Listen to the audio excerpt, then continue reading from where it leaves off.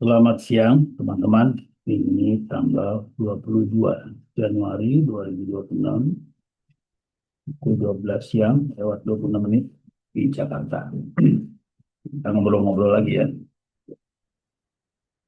Eh, Pernah satu ketika saya mengusulkan eh, seorang apa namanya naik golongan, seorang karyawan untuk naik golongan ke level manager.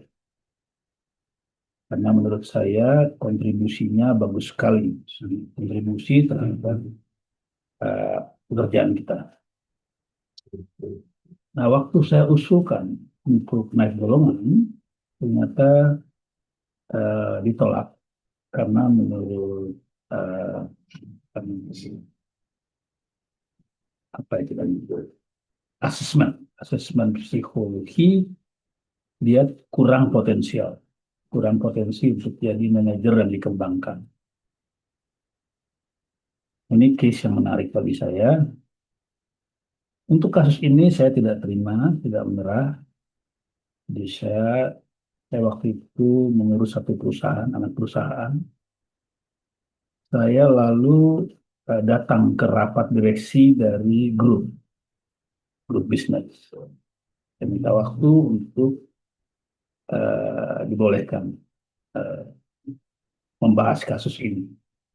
Saya dikasih waktu, dan di situ saya sampaikan bagaimana karyawan ini sangat memberikan kontribusi yang besar kepada eh, perusahaan yang saya urus. Jadi saya minta dengan sangat supaya dia diloloskan naik golongan menjadi golongan manajer. Ini setelah dibahas sedikit, saya jelaskan semuanya, akhirnya direksi setuju. Jadi direksi setuju bahwa walaupun secara asesmen psikologis, ya, apa namanya saya lupa ya, dia tidak tidak lulus, tetapi dibolehkan menjadi lolos menjadi naik golongan menjadi manajer. Ya, begitulah saya memandang pentingnya kontribusi. Dan saya kira juga semua eh, pengurus perusahaan tentu mencari orang yang memberikan kontribusi terbaiknya. Kontribusi terbaiknya. Itu yang kita cari. Nah, situ ada banyak hal, ada komitmen, ada kompetensi, ada timbul macam-macam lah. Tapi kalau kita melihat karyawan yang sungguh-sungguh berusaha untuk memberikan kontribusi pada perusahaan, maka tanggung jawab kita juga untuk memberikan tempat yang terbaik bagi karyawannya. Jadi saya hanya menjalankan tugas saya di pimpinan perusahaan untuk memberikan tempat yang uh, terbaik bagi karyawan yang memang berkontribusi besar. Uh, saya kira itulah ujung dari semua evaluasi. Bagaimana kontribusi terhadap perusahaan. Perusahaan butuh kontribusi kita yang maksimum, dan perusahaan juga tentu akan berusaha memberikan yang terbaik yang bisa diberikan dalam koridor bisnis. Tentu ada koridor bisnis yang harus diikuti. Uh, itulah jalur kita sebagai karyawan. Saya usahakan memberikan kontribusi terbaik, mudah-mudahan kelihatan oleh manajemen, dan dapat tempat peluang untuk memberikan kontribusi yang lebih besar lagi. Itu intinya yang ingin saya sampaikan. Nah, memang ada faktor potensi. Ya. Jadi selain faktor kontribusi, juga ada faktor potensi. Orang yang potensial, yang pintar, punya kompetensi, punya personal capacity yang bagus. Tetapi kalau potensi individu ini tidak dikonkretkan, tidak dimaksimalkan menjadi satu kontribusi konkret terhadap perusahaan, maka potensi itu adalah sia-sia. Tentu perusahaan tidak membayar kita hanya untuk sekedar dapat potensi. Buat apa? Ya. Tentu perusahaan akan mencari orang-orang yang potensial, yang kemudian dengan potensinya itu diharapkan dapat memberikan kontribusi terbaiknya untuk bisnis dan perusahaan. Itu. Jadi potensi penting, tetapi potensi belum jadi apa-apa kalau tidak dimaksimalkan, dimanfaatkan menjadi benefit, menjadi kontribusi bagi kemajuan perusahaan. Kadang-kadang kita lihat ada orang yang merasa pintar, merasa hebat, punya potensi, tetapi sebetulnya tidak maksimal dalam memberikan kontribusi. Mungkin malah lebih banyak analisanya, ya, lebih banyak gaya-gayanya ada seperti itu. Bukan itu yang dibutuhkan perusahaan. Perusahaan membutuhkan kontribusi yang konkret pada akhir, pada ujung. Waktu dulu masih dinas, setiap 6 bulan saya menghadiri rapat evaluasi manajer. Jadi pihak HRD akan menayangkan satu diagram, ya, eh, yang isinya ada 4 kotak, ya, diagram dari namanya, ya. Jadi ada 4 kotak yang ditayangkan. Kotak paling atas sebelah kanan itu isinya daftar nama manajer dari berbagai perusahaan yang dianggap star. Star itu artinya apa? Dia punya potensi yang besar dan dia telah berkontribusi secara besar, maksimal. Itu kita sebut star. Jadi punya potensi yang besar dan juga telah memberikan kontribusi yang maksimum. Itu star. Nah, di sebelah bawahnya adalah kotak manajer yang uh,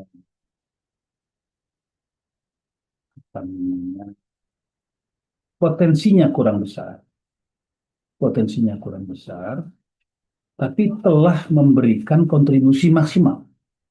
Karena ada orang-orang yang mungkin secara potensi agak terbatas, tetapi dalam keterbatasan itu telah sungguh-sungguh melaksanakan kontribusi terhadap perusahaan. Itu kita evaluasi juga. Ya, jadi potensinya sedang-sedang saja, tapi kontribusinya sangat besar. Itu kita sebut karir, karir person. Jadi orang yang cocok karirnya untuk dikembangkan terus. Jadi ada star, ada karir person.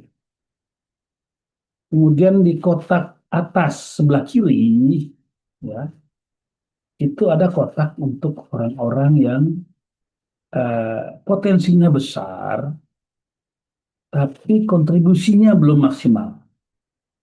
Ya, potensinya besar, tapi kontribusinya belum maksimal. Nah, kotak itu kita sebut kotak tanda tanya. Orang ini tanda tanya. Bagaimana ini? Potensinya besar, tapi kontribusinya kurang besar, kurang maksimal. Di question mark, bisa dikasih gambar tanda tanya, question. Nah, di kotak paling bawah, paling kiri, itu ada nama-nama orang yang potensinya kurang, kontribusinya juga kurang. Potensinya kurang, kontribusi juga kurang. Nah, ini kotak yang disebut deadwood, kayu mati. Kayu mati. Jadi ada 4 kotak, ya. Ada star, ada career person, ada tanda tanya, question mark, dan ada deadwood, kayu mati. Kalau kayu mati udah jelas lah, ya, bagaimana caranya supaya dia kalau bisa keluar saja gitu, ya, cari cara lah, entah golden section atau apa, karena toh potensinya kecil juga, usahanya kecil, ya buat apa. Untuk yang star sudah jelas, star ini akan dimonitor terus bagaimana perkembangannya, harus dilatih apa, harus ditingkatkan kompetensinya, misalnya dengan pelatihan atau pengalaman, diputar, dirotasi, dipindahkan ke perusahaan lain. Intinya, segmen STAR ini akan kita bahas bagaimana mengembangkan kompetensi. Dan itu tiap 6 bulan kita bahas. Ya, jadi kalau 6 bulan ke depan ada nama yang hilang dari kotak STAR ini, kita akan tanya kenapa orang ini hilang dari kotak ini. Oh, dia ternyata nakal, Pak, nggak jujur misalnya. Atau dia bikin kesalahan besar, ya kita nggak tahu. Tapi kita akan monitor orang-orang yang ada di kotak STAR supaya mereka dikembangkan menjadi makin baik dan makin berguna bagi bisnis, bagi perusahaan kita. Kalau career person, ya itu kita usahakan mendapat yang terbaik yang dia bisa. Kan tadi peluangnya terbatas, jadi dicari kapan yang bisa. Mungkin ruang geraknya tidak terlalu luas, tapi kalau dia ada dalam satu eh, bidang tertentu terus-menerus, ya barangkali dia bisa sangat bagus di situ. Kalau kan ada orang yang khusus ya, minatnya hanya khusus, tapi dia sungguh-sungguh bekerja, cuma kurang luas saja. Dan, ya itu kita berikan karir di tempat yang dia bisa yang terbaik. Dia itu sudah jelas. Nah, bagaimana yang question mark? Inilah persoalan. Question marknya adalah orang-orang yang potensial, kawasannya baik, potensinya bagus, energinya ada, tetapi tidak maksimal dalam memberikan kontribusi kepada perusahaan. Ada itu, ada. Bahkan saya pernah ketemu satu kasus ya, anaknya pintar sekali, personal approach-nya bagus, apa namanya, narasi bicaranya bagus, nyambung dengan banyak orang, tetapi rupanya suka begadang. Entah, saya nggak tahu, masih muda ya, umur 30-an lebih. Jadi sering di kantor dalam keadaan ngantuk, malah kadang tidur di toilet, ya ketahuan gitu. Ya sudah dikasih tahu dibina, tapi rupanya tetap berlanjut, dan akhirnya dia tidak berhasil menjadi, sayang sekali, ya, tidak diberikan karir ya, karena bagaimana? Kita butuh kontribusinya yang maksimal. Ya, kalau malam dia pakai waktunya entah untuk yang lain, entah untuk bisnis, entah untuk dugem, entah untuk apa kita nggak tahu. Sehingga pada waktu jam kerja siang hari dia tidak maksimal.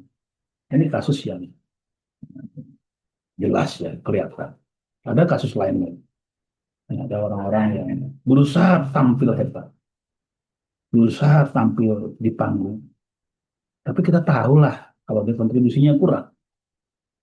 Mesti ingat ya bahwa di dalam perusahaan itu ruangannya nggak luas-luas banget. Setiap orang kelihatan lah, ya kelihatan sih ini bagus atau enggak. Ya mungkin 6 bulan pertama kita nggak tahu.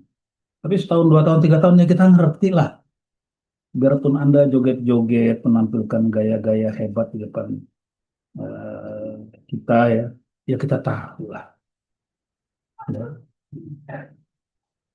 Kan sumber informasi nggak hanya di panggung, banyak cross check yang kita lakukan.